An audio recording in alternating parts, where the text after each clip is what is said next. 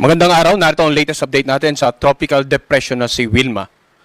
So sa ating latest satellite image, makikita natin na yung tinatayang sentro ay nasa dagat pa adjacent sa silangang bahagi ng Kabisihan. Subalit may mga kaulapan na itong tumatama dito nga sa ilang bahagi ng Kabikulan at halos sa nakararaming bahagi ng Eastern Visayas. Tinatayang ang sentro ng tropical depression na si Wilma ay nasa laing 235 kilometers silangan ng Borongan City, Eastern Samar. Taglay nito ang lakas ng hangin na umabot hanggang 45 kilometers per hour malapit sa gitna nito at ang pagbugso aabot naman ng hanggang 55 kilometers per hour. Sa kasalukuyan, kumikilos ito sa direksyong west-southwest sa bilis naman na 15 kilometers per hour.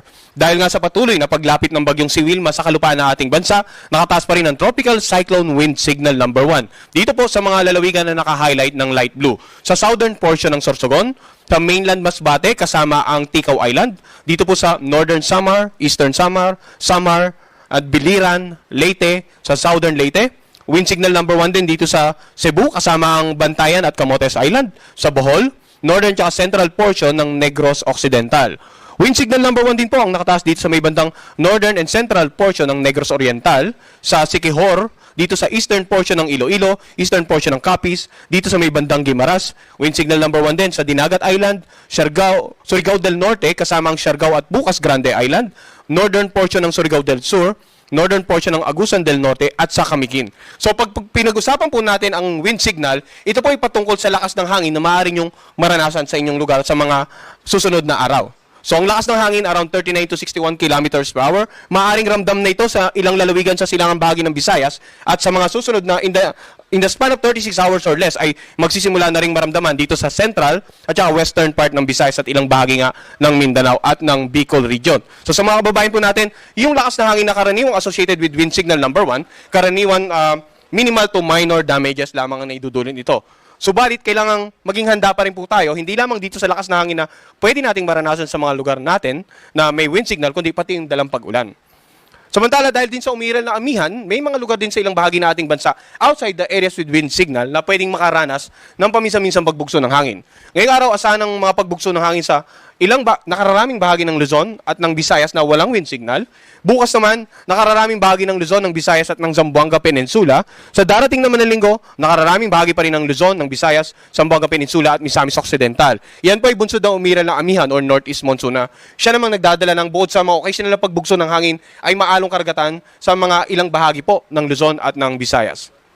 Ngayon, pag-usapan naman po natin yung inaasang pagkilos ng bagyong si Wilma. So, sa pinaka-latest forecast track, halos na nanatili pa rin po, same scenario yung pinakikita na may potential na tawirin nga ng bagyong si Wilma ang ilang bahagi ng Visayas and then itong northern part ng Palawan bago ito tuluyang lumabas ng ating Philippine Air Responsibility. Kanina alas 8, ito yung tinatayang sentro. Offshore or nasa karagatan pa rin po. At bukas ng umaga, inaasahan natin itong nasa may bandang Giporlos, Eastern Samar na yung tinatayang sentro. And then sa darating naman na linggo ng umaga, inaasahan natin itong nasa may bandang vicinity na ng Cadiz City, Negros Occidental. Sa darating naman na Lunes ng umaga, nandito na siya sa coastal waters ng Taytay, Palawan. At sa darating na Martes ng umaga, halos nasa western boundary na ng ating area of responsibility.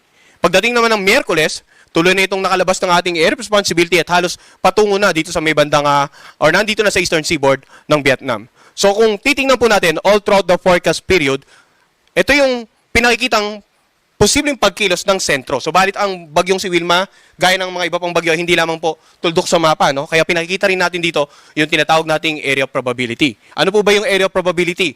Bukod dito sa center track, pinakikita rin po ng area of probability yung iba pang senaryo na maaaring mangyari sa pagkilos, pagtawid ng bagyo dito sa kalupaan ng ating bansa.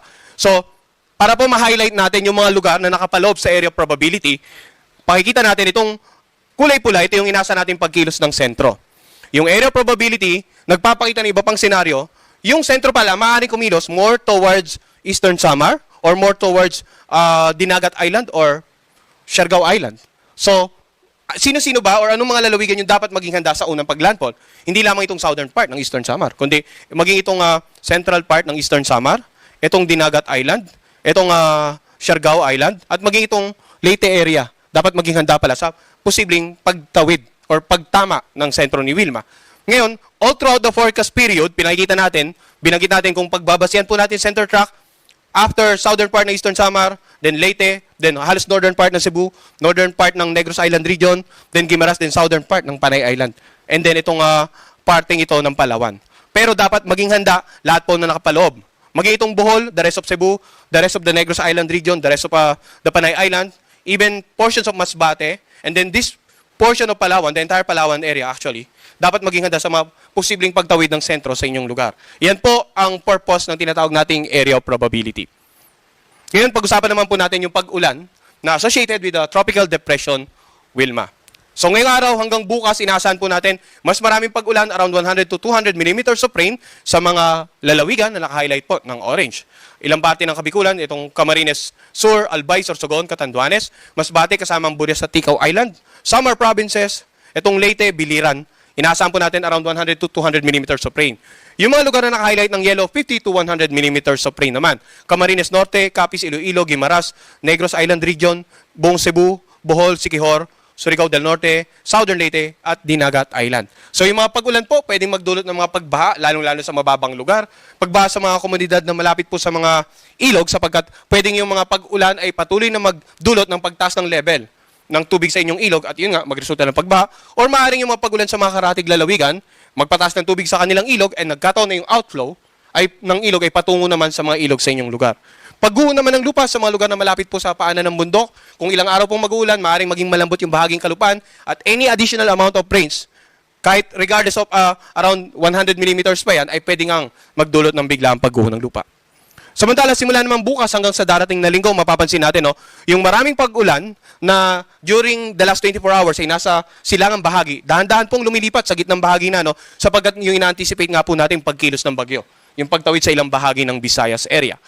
At simula naman linggo hanggang sa Lunes ng hapon or makapananghali, mapapansin natin, by this time, inaasahan natin yung bagyo halos nandito na po, patungo na ng West Philippine Sea. Pero may mga pag-ulan pa rin pong may dudulot na around 50 to 100 millimeters of rain sa ilang bahagi ng Southern Luzon at ng Visayas. Samantala, mapapansin natin, no, bakit may pag-ulan dito sa eastern portion ng Northern at Central Luzon dahil naman po sa umiiral na amihan. So, muli po, papaalala natin, no, bukod doon sa bagyo, meron tayong umiiral na amihan. Kaya sa mga babaeng po natin na wala dito sa, or hindi masasakupan ng mga pag-ulan na dulot ng bagyo, pero nandito po sa Ilagat, silangang, or central part of Luzon, asahan po ang pag-ulan na dulot naman ng amihan, northeast monsoon. Ngayon, pag-usapan naman natin, nabanggit na natin yung lakas ng hangin, yung mga posibleng pag-ulan in the next 2 to 3 days. Ano naman yung magiging lagay ng pag-aalon ng mga karagatan? Sa ngayon, nakataas po ang gale warning, ang babala para sa maalon hanggang sa napakaalong karagatan. Ang mga karagatan sa paligid ng Northern Luzon, Eastern Seaboard ng Central at Southern Luzon, at Eastern Seaboard ng Visayas. Ito pong naka-highlight ng red, hanggat maaari huwag na po malaot ang anumang uri ng sasakyang pandagat para makaiwas po sa maalon hanggang sa napakaalong karagatan na pwedeng makapagpatumba, lalong-lalo ng mga bangka at yung mga maliliit na sakyang pandagat. So dahil nga sa banta ng Bagyo si Wilma, patuloy po tayo nagpapaalala, no? Magantabay sa 3-hourly update ng Pag-asa patungkol sa bagyong si Wilma. Dahil nga po inasa nating tatawid 3-hourly na po ang pagbibigay natin ng update, no? Ang susunod na Tropical Cyclone Bulletin ay papalabas mamaya 2:00 ng hapon. Patuloy ding makinig sa inyong local na pamahalaan at saka local disaster risk reduction managing officers para sa continuous disaster preparedness and mitigation measures. At kapag kasagsagan na po ng bagyo sa inyong lugar, hanggat maaari, manatili sa mga ligtas na lugar, sa loob ng bahay or designated evacuation centers, at wag nang pumalaot sa mga karagatan sa mga lugar na may wind signal para po sa inyong kaligtasan.